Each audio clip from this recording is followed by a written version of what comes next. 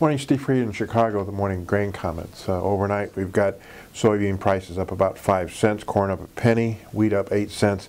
In Minneapolis, wheat continues to surge higher, up 23 cents, and now is trading around $7.31.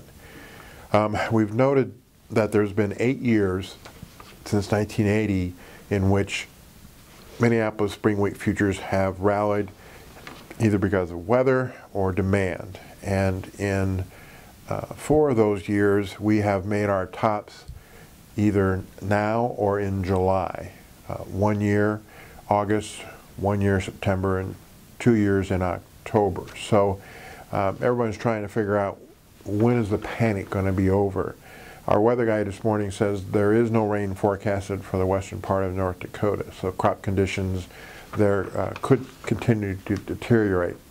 We have one estimate of the crop at 410 million bushels. Last year, the crop was 493. That would bring the carryout down to 140 from 230. There is some massaging going on with maybe imports maybe a little higher, exports lower, food usage lower. But there's also an estimate out there the crop is as small as 340 million bushels, and the carryout could be down to 80 million bushels. So the key is going to be where does that crop land, and what is the carryout as to how high we go in Minneapolis futures and when we make a top. Questions, will that drag Kansas City and Chicago futures higher? Well, overnight it is, but there really isn't any rationale for that because those crops are in the middle of their harvest and the demand isn't quite as good.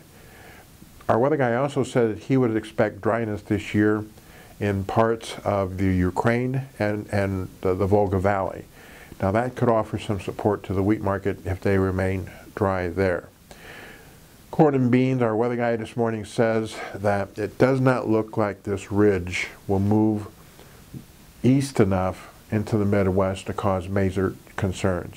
We could be concerned about Nebraska, but in general, he doesn't see it moving into the western Midwest in July. So you almost want to think in the back of your mind, if we walk in here Monday morning and that's confirmed, you might want to be shorting a little bit of the corn and bean market if we don't have a weather market.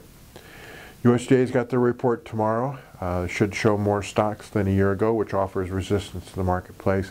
And we'll see what the acreage switch is if farmers dropped corn and spring wheat and raised beans. Yesterday the funds bought 10,000 corn, 4,000 wheat.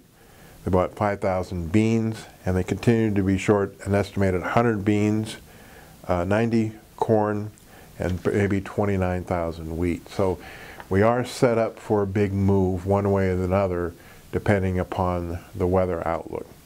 As always, these are my thoughts and not those of ADM or ADM Investor Services, and have a safe and profitable trading day.